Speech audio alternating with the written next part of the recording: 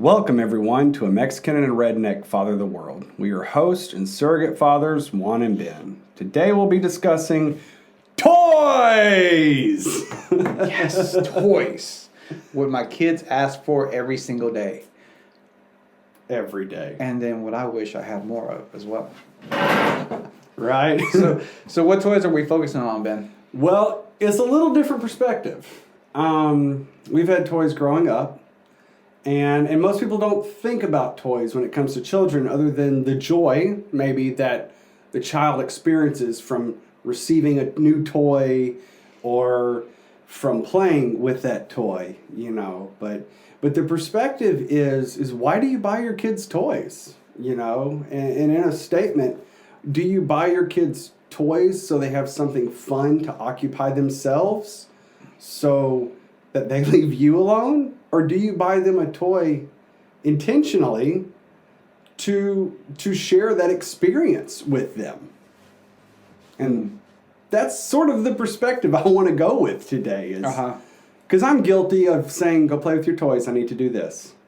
But I've often tried to say, oh, you want to play Legos? Oh, you want to play trucks?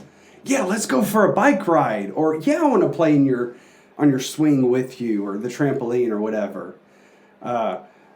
Because it's important to them, you know, to share that experience. It's so funny you say that, man, because I have two girls and then a boy and then my fourth child on the way, which is going to be a boy as well. Woo! I didn't know that. Yeah. I didn't know you were another boy. Yeah. Yes. Oh, we haven't even told him the name, right? No. His name is going to be Benjamin Avi Estrada. Are you serious? Yeah. Are you messing with me? No. So clearly he was named after me. Of course. Yeah. No other motives whatsoever. Oh yeah. Dude, that's great. I'm so happy. Breaking news on a Mexican and redneck follow the world. So Best anyway, news on here all day. Yeah. Man, congratulations. So you're talking about toys, and you're talking about like buying the toys for the experience. As a kid, I loved, and I still do. I love Legos. Yep. Legos, Connect, blocks, all those stuff. And then I try to play with my girls, and my girls like it, but then they always want to turn them into like little babies and take care of them, stuff like that. And I just want to build like a tower or stuff like, Sure. I want to build stuff. So I'm really looking forward to being able to buy Legos for my sons, quote unquote, so they can play with me. Oh yeah. Because I'll finally have friends I can play with. I also have a crate of Legos, and we were playing a gas station with them last night. And I have found a workaround for that. They have girl-focused Legos with horses and houses and stuff like that. Just pro tip for all you men out there with daughters and you still want to do Legos. They have girl-centered ones, and they're really cool. And we play with those. I'm not ashamed to say it. We got a lot of cool horsey sets. Yeah. I mean, I think it's fun. I think it's great. It's a great experience. Feed them. Yeah. Build stables. Oh yeah. So one of the things though you were talking to me a little bit before we started doing this recording this podcast, as far as like the reasoning why people buy toys. So let's hear some of the perspective you got. What do you got for us today? Of course, there's the one where I'm buying. There's some that are specific, you know. I'm going to buy this specific toy to play with my kids, like a bicycle. If you have small children, you're probably going to have to be with that child while they use that bicycle. But then there's other toys where you have no interest in the toy, the child loves it, and you know you're going to buy it for them. There's a pretty good chance you're not going to play with whatever that little toy may be, because that's kind of their quiet time toy. And I'm not trying to guilt anyone into saying it's wrong for your children to play with toys by themselves, because, you know, they need to develop their interests and skills and whatever they may be. But also the perspective is, are you only letting them play by themselves with their toys? Because, and it's not about the toy. It's about the time spent with the child. Yeah. And the toy is just a vessel that will allow you to do that. And And my daughters and son might be interested in something that I might not necessarily enjoy doing. But you better believe I've played baby, I've played house, I've played kitchen, and I've had a great time doing it because I love seeing the world through their eyes. And that's a really easy way to do it and connect with your child. And there's nothing wrong with taking your kid to a fun day somewhere and to do something. But there's also something very special about just sitting in their room where they feel safe and they can be vulnerable as they can be, and rolling the trucks around or building the Legos or playing with the baby or whatever. It's very special to them. And that's definitely worth a perspective to take note of. Mm. Yeah, that is so true, man. That is such a true perspective. I'm sitting here even thinking about myself, like the toys that I bought for my kids and the reasoning behind them. You never really think about it before that, as far as like that. Because there are some toys where I bought them because like I want to share the experience. There is a certain lesson that I want to teach my kids, and this is going to be the best avenue for me to be able to teach this certain lesson to them through a fun, productive way. But then there are some toys where they were just bought, and they were just bought because they wanted it, but there wasn't necessarily a motive behind it, which is fine, which is fine. But then there is that perspective of like, look, you got plenty of toys, go play with your toys. Mm-hmm. And I find myself saying that to my kids when I'm trying to do what I want to do, and Sure. they're getting in my way of doing what I want to do. So I'm like, hey, leave daddy alone, go play with your toys. Mm-hmm. And it just, it makes me think, it's like, man, you don't think of it as I'm rejecting my kid. But maybe in their minds, they are like, yeah, daddy's rejecting me. He'd rather do that than be with me. And then so whether intentionally or unintentionally, then I'm associating rejection with those toys. I didn't think of it, yeah. So then so then when my kid is playing with those toys, it's like, oh, daddy rejected me and he told me to play with these toys. So these toys now symbolize rejection to me. Which I'm like, dang, I just got psychological and I didn't even know. it. You went deep. Yeah, I went deep. Like I went south of the border deep. Dare I say to Mexico? We love you, Mexico. Yeah, I do. I love my Mexican brothers and sisters. I won't lie. You better. I do. You better. I am not cutting your yard anymore if you don't.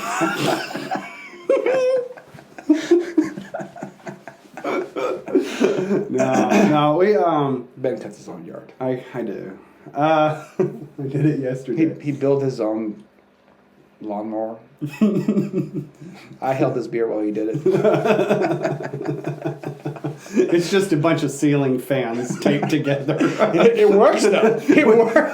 With kitchen knives duct taped to the blades, and I just turn it on, and it's on a stroller, and I just push it through the yard, and it works pretty good. Patent pending. Yeah, patent pending. A lot of duct tape, y'all. A lot of duct tape. Yeah. Pretty dangerous too. But I used a good stroller, so it's okay. Yeah. No, I'm sure someone's done that or is probably going to do that. Somebody's going to try to do that. A stroller and a fan. That's a good idea. And we're gonna find that. We're gonna find a YouTube video of like, look what we. Yeah. Oh my God, it's gonna be hilarious. I got inspired by this podcast to build this lawnmower stroller ceiling fan thing with knives on it, and it's all electric, so it's good for the environment. Yeah, it's great. These guys were talking about spending more time with my kids. So hey, I built my own lawnmower. I'll get to ride my kid along as I cut my grass. Put the kid in the stroller and let them be a part of it. Yeah, it's family time and it's green. We're green rednecks here. Don't do any of that. Yeah, please don't. Please don't. Keep your kids away from lawnmowers and knives and sharp things. Yeah. Whether they be homemade or store-bought. Just safety first, people. Come on. No. Yeah, and that's not to say, I have responsibilities. I got a 40-hour-a-week job like everybody else. I got a house to take care of. I got a wife to spend time with, too. It's not to say I spend all day, every day just playing Legos with my kids. I think that actually probably could create some problems.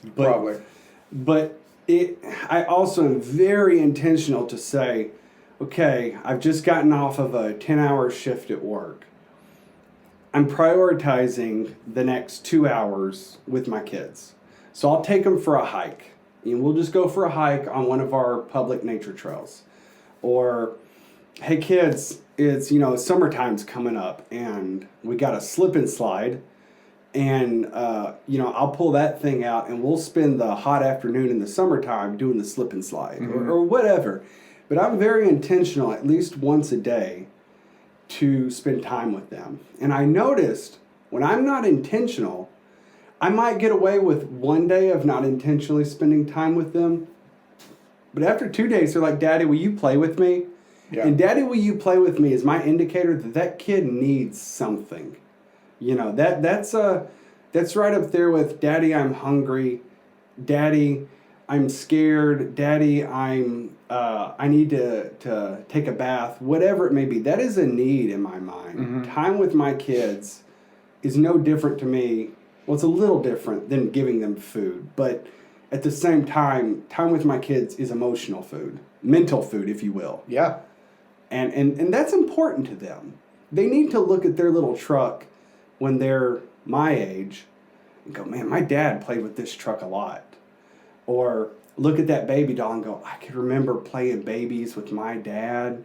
He would work all day and his goal was to play babies or go for a nature walk or just around the neighborhood. My goodness, you wouldn't imagine how much your kids just like walking around your neighborhood. It's not hard. All you got to do is do it, but it's important. It's funny you talk about that. Like my dad was and he still is, he's big into horses. He loves horses. And then even now when I look at a horse, I see this beautiful, majestic creature, but then at the same time, I have very cherished memories of me spending time with my dad, doing something that he would love, but then he made me a part of it. Sometimes unwillingly, I will say that. A lot of times I was not quite ready to be the test dummy that rode the horse before you break it in. But that was part of it. It was fun. For what it's worth, you're pretty tough now. I survived. So I'm grateful for that. I got some pretty cool stories about that. But it was, oh man, and it's funny. I remember this one time, my dad and I, we went riding together, and it was, dude, in my mind, it was like the perfect evening. It was like the sun is setting. We're riding off into the distance. Oh, man. The horses are galloping, and like it's my dad and me riding together. Some real cowboy stuff. Yeah, and it's like, I didn't know what I was doing. My dad was like, oh, whatever. My riding stance and everything was horrible, whatever. Sure. But it was like, but in my mind, I was like, wow, we did that together. It was so cool. Oh, yeah. But then there's some things where it's just like, I think about, and there's a rejection element. Like, oh, he told me to do this because he just didn't want to be with me. Mm-hmm. Like cutting the yard. That's one that I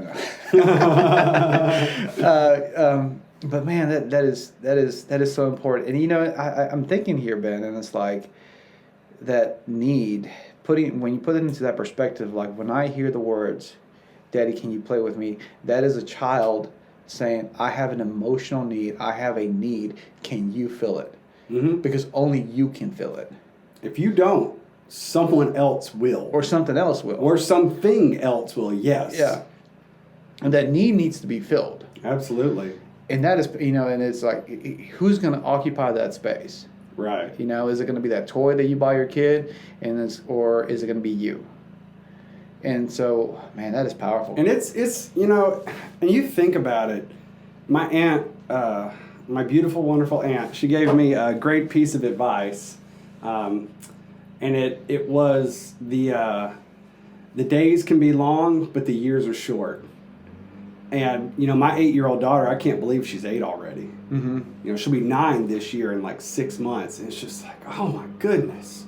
And there'll be a time, like I was telling you earlier, where I'm going to have to schedule meetings with her. She just won't be at my house saying, Daddy, will you play with me? Yeah. I won't be able to wake up and just watch cartoons with her. And I'm trying to soak this up now so that when that time comes, I know I did my due diligence, and hopefully I don't have that like longing and I missed out, you know, and because I would hate to, and I see this sometimes, but I would hate to be a grandparent and see my kids pushing my grandkids away and say, just go play. I don't want to deal with you. I don't want to, you know, just go play with that toy. Go play with that iPad, whatever the thing may be in the next however many years. You know, that would really hurt. Yeah. You know, and I'm really trying to think about my heritage here and what kind of humans can I create? Am I going to create the person that I love to be around at Christmas, that I want to eat lunch with throughout the week? Or am I creating a person that's going to bring grief to my life 20 years from now?